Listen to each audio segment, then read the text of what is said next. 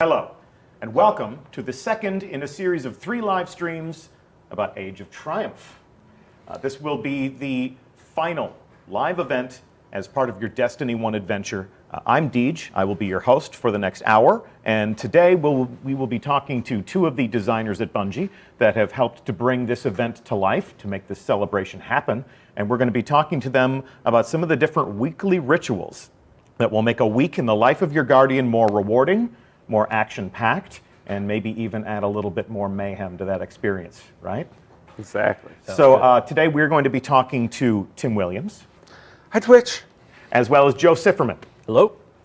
So gentlemen, before we delve into the details, and we've got a lot to cover today, I want to introduce you to our audience, give them a sense for why we brought you onto the couch and why you're going to be talking to us about the things that you've created for the players of Destiny to enjoy. So Tim, Yes. we're going to start with you. Welcome back. Thank you. For people who were not watching these live reveals last year when we were talking about the April update, or the Taken Spring, if Ryan Parody is to have his way. Yeah.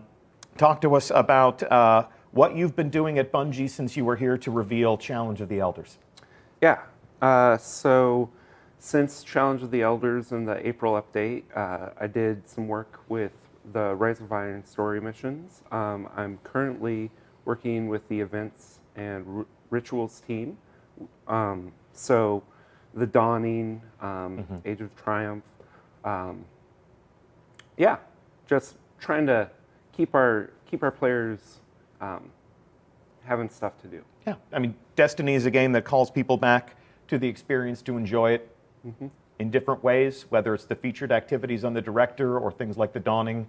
We love to call people back to the tower and give them new reasons to fight. So thank you so much for helping to make that happen. No problem. And Joe Sifferman. Yes. Welcome to your very first Bungie live stream. Thank you. Glad to have you. Talk to us about what you do at Bungie. So I am a live strike designer. We've done all of the redos to the strikes that we've done, all of the updates, and then we do some of these events like we're going to talk about today. Okay. So we have seen previously from you things like the Sivified strikes in Rise of Iron, Right. As well as you also had a hand along with your team in strike scoring that we saw for the first time in the Dawn. Yes. Okay. Yeah, strike scoring was us too. Yep. And obviously, strikes are going to play a major role in not only the stream, but in how the weekly rituals of Age of Triumph make Destiny a little bit more rewarding over the course of one weekly reset to the next. And those are the things that we're going to be speaking about today. So in order to give that some context and to talk about exactly how this is going to work, we take you live to the tower. And gentlemen, talk to me a little bit about how Age of Triumph will begin. What are the first steps that I will take as part of this experience? Yeah, so when you launch into the Age of Triumph, you're going to want to go talk to the speaker. He's got a quest for you. Okay, so we will fast forward through time, through the miracle of our development environment, and we will pretend that it is March 28th. And here is our old friend, the speaker, and I will approach. And as we can see here, the speaker has a new quest. Complete story missions in the featured weekly story playlist. That sounds new. Yeah. Guardian, you are our protector, our champion, our legend. I have faith that you will turn the tide that rises against humanity. So I'm going to accept this quest and destroy the darkness. Step 1 of this quest, destroy the darkness. How many steps can we expect to enjoy as part of this quest? I want to say about 12. Okay. This is a quest that will take you through all the content that we've created for the Destiny 1 experience. So you've got patrols in there, you got your story missions, you got strikes, some PvP. So if you missed our stream last week, let's talk one more time about the basic themes of this event. I mean, this is essentially the culmination of your Destiny 1 adventure. Yeah, so we knew that this was going to be our last live event for Destiny 1, and we wanted to make sure that we took the 3 years of experience that we've helped build and, kind of give it a love letter or put a nice bow on it for our players. Yeah, and we've described it as everything from a curtain call to a victory lap, the grand finale. So we'll talk a little bit more about how that story mission playlist is going to make that happen. Before we do that, since we're talking about rewards, let's check in with Tess Everest of the Eververse Trading Company. And tell me what Tess has now. So for this release, we have the Treasure of Ages. Okay, it's a new box. Yes. And in essence, all up, what do I expect to find in this box? So in this box, we've actually put everything that the live team has released. So, if you have collections out there that you haven't filled up, like this is a great way to get those things. Yeah. Titan armor only. No. No, we're borrowing Joe Blackburn's Titan that we imported last week. So essentially, all of the armor and all of the different things that Eververse Trading has had as a component of these previous events, things like the Spectre armor, things like the Desolate Taken armor. So you've created essentially a box that enables me to capture any of the missing items that I might have been coveting over all of these different events. Yes. So that's in all of these different categories: Sparrow Racing emblems, different types of emotes, and the list goes on. If you never got that Ghost, this just could be your opportunity to add that to your collection, to put it in your kiosk. Different masks from Festival of the Lost. I mean, this is just everything all up. Ships, horns, sparrow horns, different sparrows. And then we've also got, what are these? So that's Days of Iron ornament. So you're going to get one item from each of the categories on the left and middle. And then we've also got some of the different consumables that have made these events a little more interactive, a little bit more fun, as well as the chroma that we introduced last April. Yeah. Okay. And then on the right, we have some possible new items. New items. So this is a new suit of Age of Triumph armor. And as much as people want me to show this armor, that's the theme for next week. So we're going to bring in Ian McIntosh and Josh Hamrick to talk about all the different ways you'll be able to decorate your Guardian, as well as how some of these sandbox items are going to change up the way that we fight. New shaders, and of course, new ships. Yeah. Got to travel in style. So what would you say to somebody that says, that's all well and good, but there's very specific things that I want, and these boxes don't always give me exactly what I'm looking for. If I have a very specific ornament that I've been craving, how do I go about getting those things? Yeah, so you use the box, you get some silver dust. Yeah. Break down an item I don't want, and I get silver dust. Exactly. Okay. So we have updated the silver dust kiosk. Have a nice day. Okay. So we'll come over here. Access the Silver Dust store and check that out. First thing to call out, this is a much bigger place now. We have 5 different collections up here. And I have engrams that cover different types of categories of rewards.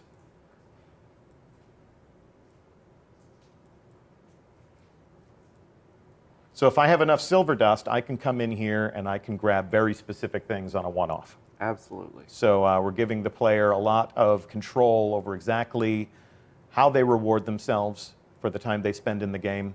And as we consume those, what is the name of the box again? Treasure of the Ages. Yes. Okay. One treasure, many ages. This silver dust will help us grab the things that we really want or need.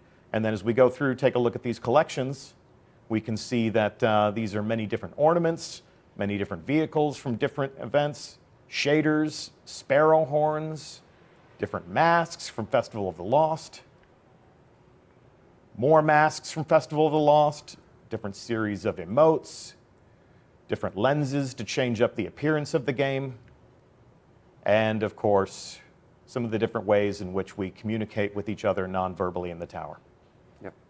So it should be said that your Destiny possessions, your Destiny 1 possessions, your Destiny 1 Eververse-related items will stay in Destiny 1. Yes. Destiny 1 will be available to you for the foreseeable future. But if you're maintaining a balance of silver in Destiny, this box, this final Eververse offering in Destiny 1 is going to be the last thing that we'll have for you to buy. So if you're maintaining a balance of silver in Destiny, help yourself to those boxes. It'll be an opportunity to claim something that might have eluded you and put that thing in your kiosk. There is a collections page in the Age of Triumph record book. Yeah. And that could be a great way for somebody to get the final things that they need to be complete. Absolutely. Okay. So let's come here and check in with Shax now. Talk to me about how the champion of our Crucible is operating differently in Age of Triumph. So the first thing you'll notice is his available bounties. There are now 2 weekly Okay. bounties, and they are for 6v6 mode game types. Gotcha. Okay. And then coming down here, I also see that this new Arena Engram, if I'm holding Silver Dust and I have Crucible rank 3, I'll be able to obtain a Crucible armor piece. Yeah. Okay. And then, of course, he still has all of these badass weapons and swords, some of which made their first appearance in the Dawning. Yeah. All right, cool.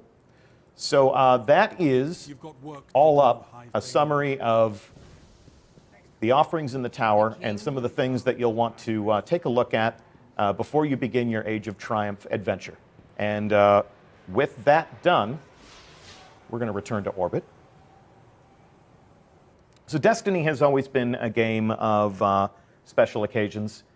Things like Trials of Osiris and Iron Banner come to mind as reasons why players have come back to play the game again and again, over weeks, over months. But one of the frequent pieces of feedback that we get with our Crucible programming is that people want different reasons to play PvE content. Give me new reasons to come back and fight the enemies of the darkness. And if we take a look at our director, we've always had these featured activities down in the lower left-hand corner.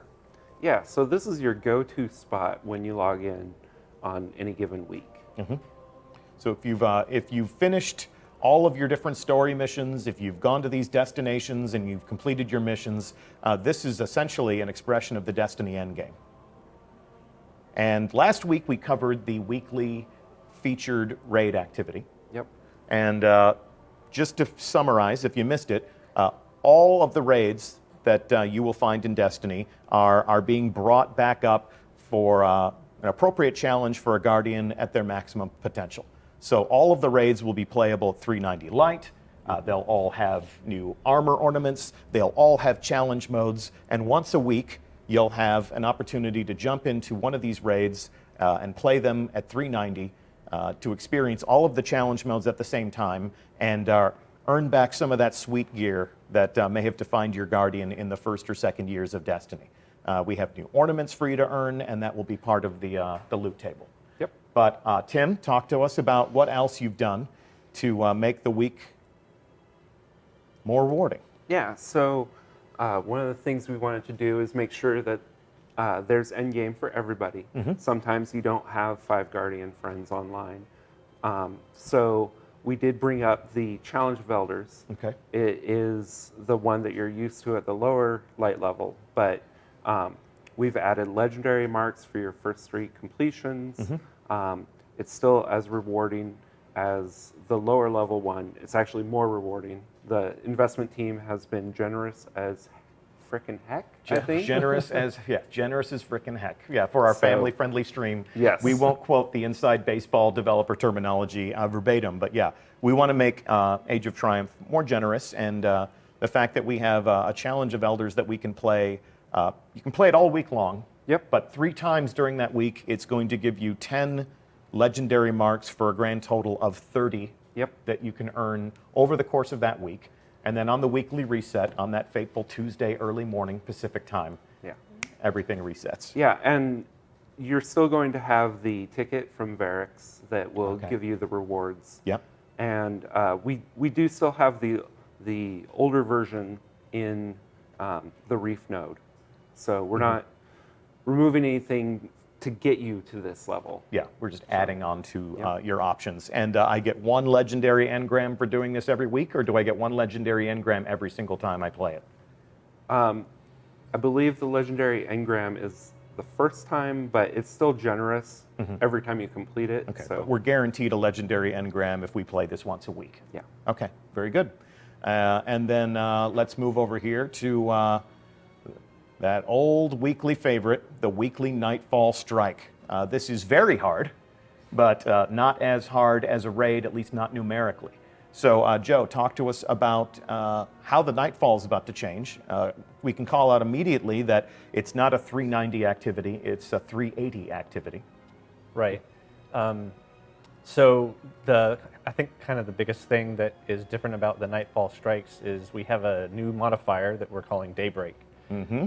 The Daybreak modifier takes in all of the epic modifiers, so it increases the difficulty of all the combatants. And it also increases the rate of your recharge for all of your abilities, so your grenades, your melee, and your supers. Yeah, the Guardian's expression of power recharges much more quickly. We're essentially borrowing from the PvP, from the Crucible experience, that Mayhem experience. Yes. Yep. Okay. And then we have unknown rewards. Unknown rewards are unknown. But essentially, we should expect to earn from a Nightfall Strike what we have earned from a Nightfall Strike. Yeah, nothing's changing there. And then we have the Skeleton Key. And we're going to play one of these Daybreak Strikes, which will be this new PvE experience, this new Guardians versus their enemies experience in just a moment. But before we do that, let's take a look at some of the other weekly featured activities. We have the Siva Crisis Heroic Strike playlist. Also, not as hard, but certainly a fitting challenge for any modern Guardian. We have this at recommended light 350. So where's the intended audience there, do you think? Yeah, so this is, you've completed the Rise of Iron campaign, you're at 345, 350. This is a great way to get to the Nightfall levels, the Challenge of Elders, getting raid ready. So this is your stepping stone. Yeah, you've got sort of like stair steps up to those 390 raids. So if I played Rise of Iron, I didn't commit myself fully to the Destiny endgame after that, but I really got my sights set on that new, redeployed Vault of Glass. This is a good opportunity to play some of these heroic strikes, then maybe play some Nightfall Strikes, and then I'm ready for Challenge of the Elders and raids. Yeah, and this is one of the places where you get one of those Treasure of Ages for your first completion. Yeah. So once a week, I play a heroic strike playlist, just for showing up and throwing my own personal Guardian into the action, and completing that activity. Yes. I get one Treasure of Ages, the new Eververse box with just about everything that we've ever created that's in there.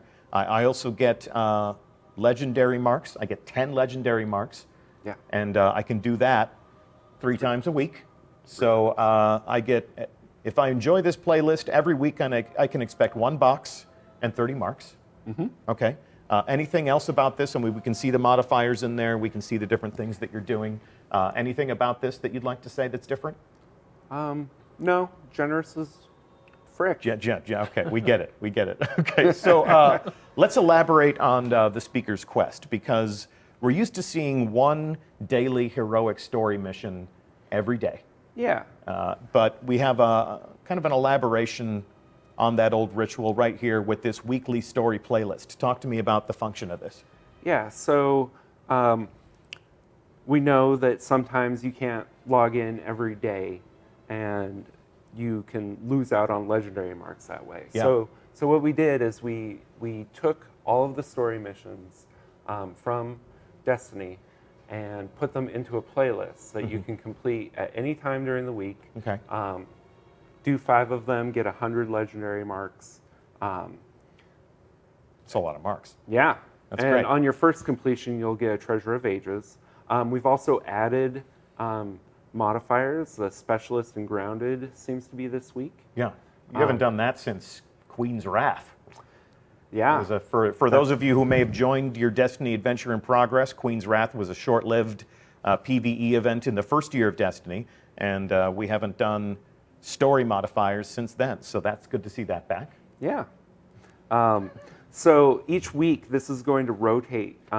We have a lot of story missions. So on the particular week we're on in our dev environment, it's Mars and Venus. Yep. This will be all of the story missions from the original Destiny 1 that took place on Mars and Venus. Okay. I think there's about 10 of them. Yeah.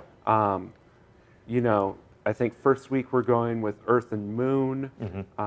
Third week is House of Wolves and Yeah. Dark Below. Like, So you'll send us back to the Dreadnought for the Taken King content. You'll send us back to Exactly. the Plague Lands for. So this is it's nice that that's kind of on a given theme. It can be that week you'll have a specific type of remembrance, which is definitely one of the themes of Age of Triumph. exactly. Okay. And come back in here and take one last look. That rounds out the essential experience of playing the weekly story playlist. Play one mission and you get one of those Treasure of Ages boxes. Play 5 of those missions, which is the first step in the Speaker's new quest. Exactly. Okay, so the Speaker's quest will send us through experiencing all of these different things in new ways, but we'll begin with reliving some of the moments from the story. Exactly. And then, of course, last, but certainly not least, Yeah, so we have the Crucible. to get everything to fit, we took one of the Crucible nodes and made it the daily story node. So what you're going to see here in this slot is a 6v6 PvP playlist that rotates every week. Okay.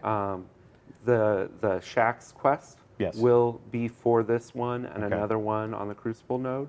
Yeah, the Shaxx bounties that we saw when we went and inspected him. Okay, so just want to call out one more time. We took a look at the Treasure of Ages box. If people are thinking about this is my chance to get that final ornament or to get that final sparrow horn, you know, whatever motivates you, whatever helps you illustrate the legend of your character, we can get a Treasure of Ages box every week. We can get 3 of them from playing one Crucible match from the featured list, playing one story mission from the featured list, and playing one heroic strike from the Yes. featured list. So if that Treasure of Ages box is something you have your sights on, there's 3 chances with 3 activities over the course of a week. And then this you can sort of see in ascending order the things that you can do to jump back into those raids and earn some of the, we'll show you next week, some of the most interesting rewards that I think we've ever created in Destiny. Oh yeah, they're beautiful. The new armor's really pretty cool. So that is essentially, as part of Age of Triumph, a week in the life of your Guardian. Exactly. All right, well, let's jump into one of these activities. That's what we've been talking about. We have a fire team assembled, and what we're going to do is we are going to experience a daybreak strike. We're going to take a look at how mayhem will influence your player versus the enemies of the darkness activity. And we have a fire team assembled. Joe, talk to us about which strike we're going to be playing today. So today we're playing the Sunless Cell. It is, yeah, so the modifiers I think are Berserk, Airborne, Arcburn, and I don't remember the other one. Okay. Well, Brawler. Brawler. What is it? Brawler. Brawler. Okay. So our Guardians, they already have their super ready. They were waiting for their chance to be on the show. Just at a glance, I can see in the lower left-hand corner that you still have the new timer there. Yes, yeah, strike scoring is still going on. And if you're a Guardian who has always wanted to complete a strike within 30 minutes to receive that accolade, having maximum supers, having maximum Guardian abilities could be a great way to quite literally burn through this activity. Yeah, it's definitely gives you a bit of an advantage. So talk to us about the inspiration of this. You've essentially taken the Mayhem super recharge modifier from the Crucible and applied it to strikes. Is this something that you wanted to do for a long time, or did it feel like it fit the themes of Age of Triumph? We really felt it fit the themes of the Age of Triumph, kind of a celebration of light and the player's power, and the projection of that power into the game. So this is, for many players, likely to be our last hurrah with some of these strikes. Yeah. So why not just turn them into an ultimate badass and let them go in there and hurl their light in every single direction? Yes, exactly. Yeah. Okay. Is there anything else that you felt like you needed to change in order to compensate for that? Have you made the bad guys a little bit badder? No, everything is still the same as a normal Nightfall strike. We have, like I said, we have the epic modifier for the combatants, and then all the other modifiers that come along with Nightfall. You just have more power.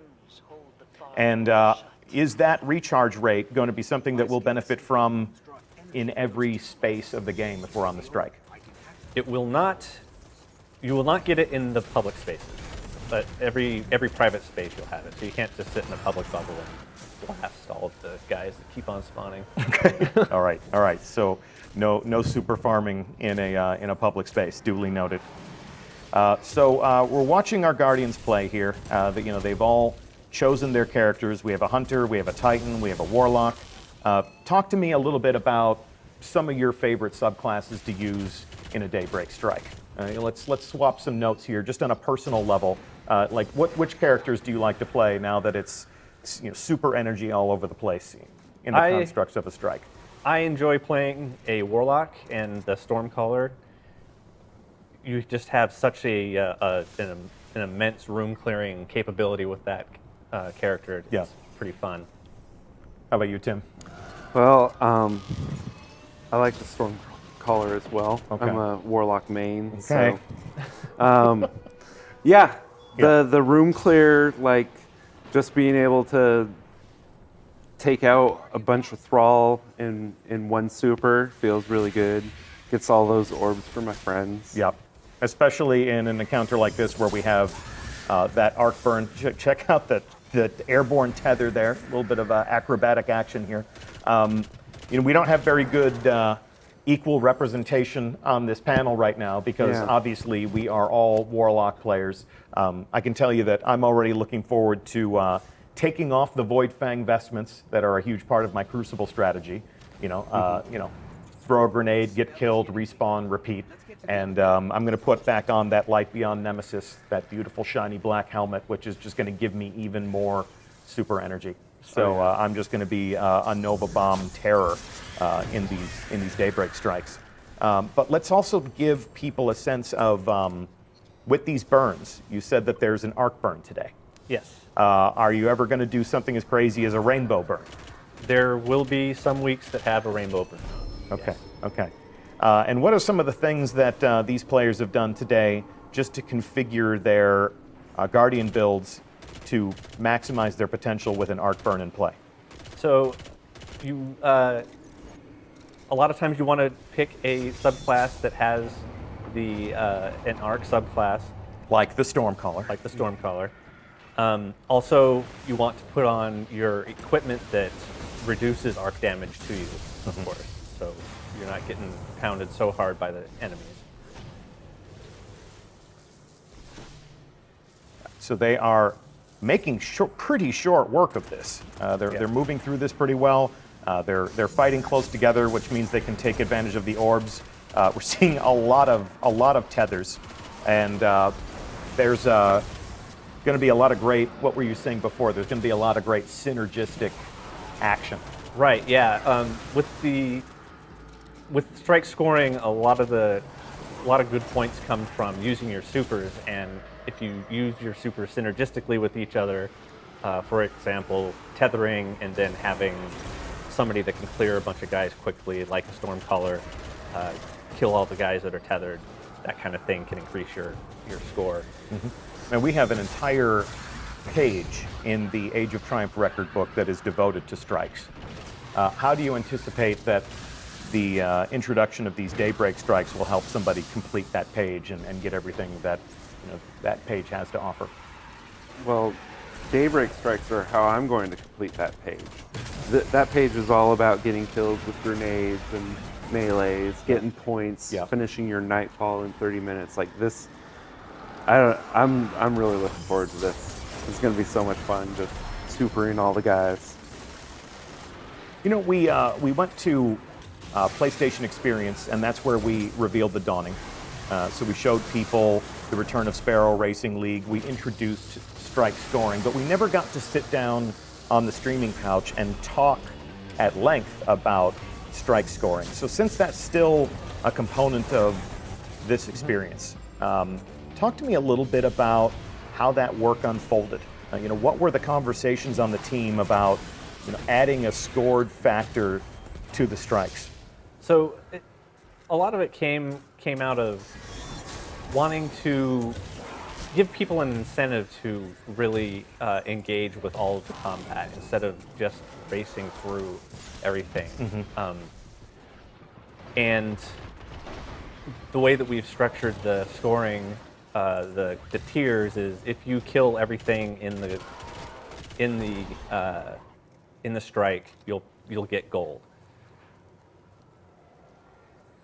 And you worked with different members of the team to make that happen. Yeah, the primary person that did that was Robbie Stevens. Okay, well, thank you, Robbie Stevens, for strike scoring. And we're glad that's still going to be a component of Daybreak Strikes. So this is going to definitely change the way that people play. I know you were talking before, Tim, about the fact that when you get your super, you would save it for those moments where you really, really needed it. Yeah, I used to main Sunsinger, Okay, and it was like, well, my job is to stop the wipe from happening, right? And I feel like Daybreak is just like, no, I'm going Stormcaller. I'm gonna retrain my brain to like always be using my super, helping my friends, especially like on a strike like this where there's so many Thrall and Brawlers on. Like, Yeah. let's clear those rooms. Maximum enjoyment, yeah. And now that we're not kicking people to orbit at the end of a nightfall anymore, there's really no reason to not just throw yourself into the action, enjoy it for all it's worth. Although it should be said, this isn't going to be easy. We're not taking the nightfall, and we're not making this easy mode for the nightfall. Right. It is definitely still a nightfall, and when I play the Daybreak Strikes, I always end up overextending myself, and you just get a little bit too cocky with with your powers, and you get ahead of yourself, and you can get into trouble pretty quick. So it's definitely still nightfall. Okay, well, these guys are progressing deeper into this activity. Let's take a look at there are so many tethers. There are just so many tethers. Hey, Scott, can we spectate some of the other characters just to see how are the different supers operating? There we go. Gentlemen, there's your Stormcaller. Clear in that room. With the number of Thrall that are evident in this encounter, that's definitely a valuable subclass. Yeah, once you get to the boss in this one, that's super valuable. So talk to me about some of the different testing and some of the different process that you used to make sure that adding this mayhem modifier wouldn't ruin the strike. Did you decide that the PvP modifier was the right way to go? Did you try some different approaches to this? Yeah, we messed around with the rate of recharge of everything, and we came back to the same PvP modifier value. The PvP guys did a good job of getting that balanced out, and it worked well for the strikes. So yeah, it's the same modifier. You first. And into the depths you go. Now, it should be said that it's no accident that we chose this specific strike to play. We Yes. thought, what better way to finish this reveal than to feature a boss fight that would just have, there he is, I just love that. super energy ringing out in the darkness. So already they put a huge dent in their boss. They're playing in close quarters, which means orbs for everybody. And this is an opportunity to show how, with every Guardian using their supers with maximum potential, maximum recharge rates, exactly how this impacts the experience at hand. Uh-oh. Oh, he's gonna, Oh, no. he's gonna Oh, no. kick your ass. But here we go. It's hammer time. I love the way the boss gets lit up by supers in this encounter. Yeah, just illuminated as this dangerous silhouette. And there's just so many of them. I mean, obviously, I think if Destiny had always been like this, it wouldn't have been a shooter. It would have just been a space magic game. You know, I think it's nice that up to this point, we have always treated the super like this special moment. You know, where every once in a while, if your back is up against the wall, you get this ultimate expression of power. But this is a celebration, right? Yeah. Yeah, we're celebrating the Guardians. Uh-oh. A little bit of space magic Uh-oh. confetti, more hammers. How many Guardians do we have down? Good revive. I think they had 2 down. 2 down. So- Okay, so this Titan is the blue hero right now. See if we can get an eye on the boss and find out how much more fighting they have left to do. They're about halfway there. So still a shooter, definitely still a necessary amount of gunplay here.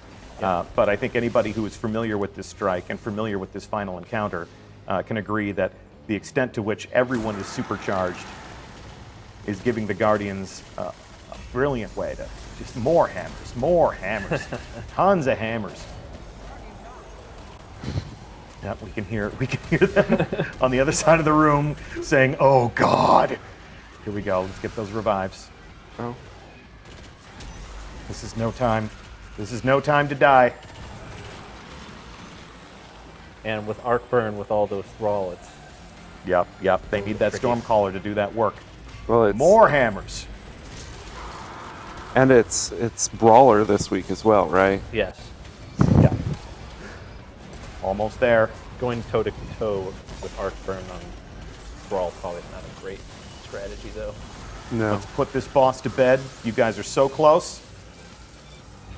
Can the Stormcaller finish the fight? No, it's doing some crowd control.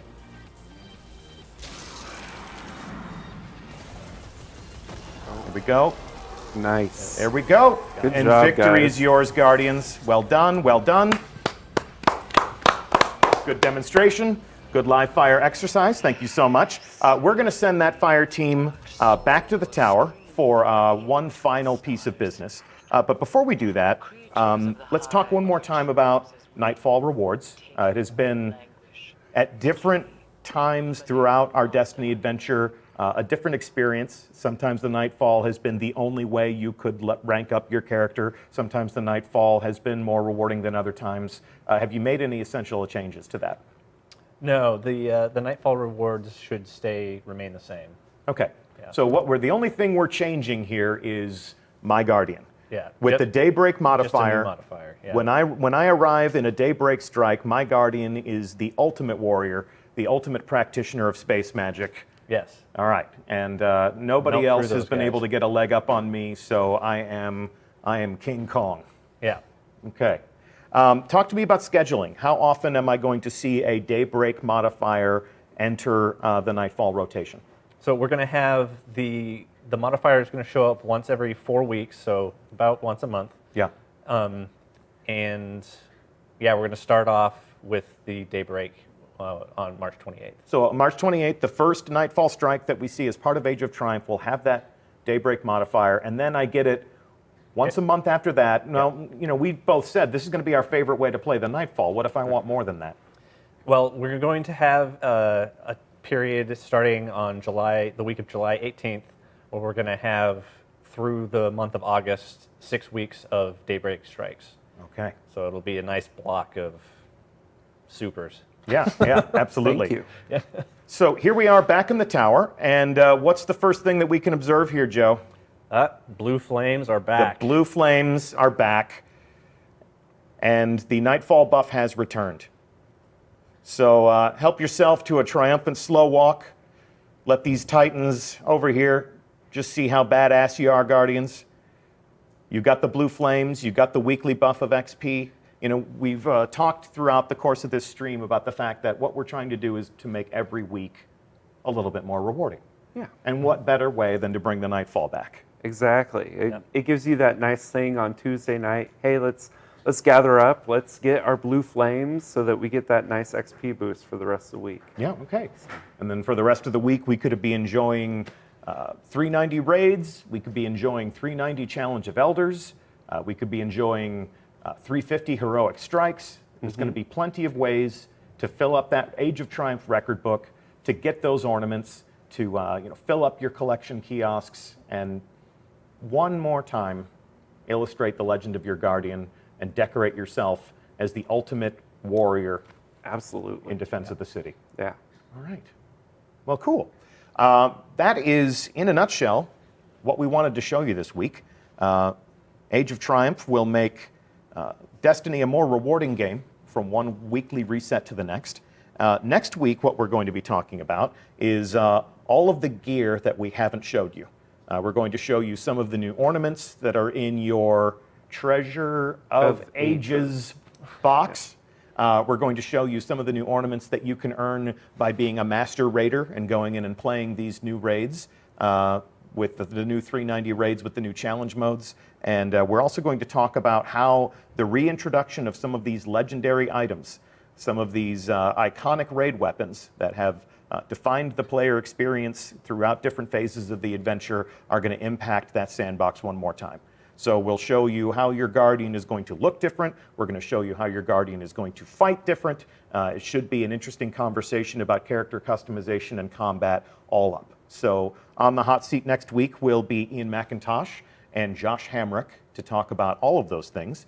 But it's been a pleasure to have both of you here with us this week. Were you going in for a handshake? Yeah. Thanks, Steve. Yeah, you want it? Thanks, Twitch. Yeah. So Tim Williams, Joe Sifferman, it's been our pleasure to have you. Thank you so much for making the Nightfall more fun, more rewarding, and giving us new reasons to come back to Destiny perhaps one more time. One more time. This is the celebration of the adventure that has been Destiny 1 up to this point. It begins March 28th.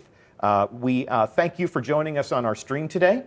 There are many of our community leaders and content creators who have been hosting this show as part of the Destiny directory, and odds have it that they're going to be streaming some of their own gameplay starting right about now. So stay here in the Destiny directory. Go check in with some of the different people who are going to be playing the game as it is right now, this pre-Age of Triumph phase of Destiny that we're still enjoying.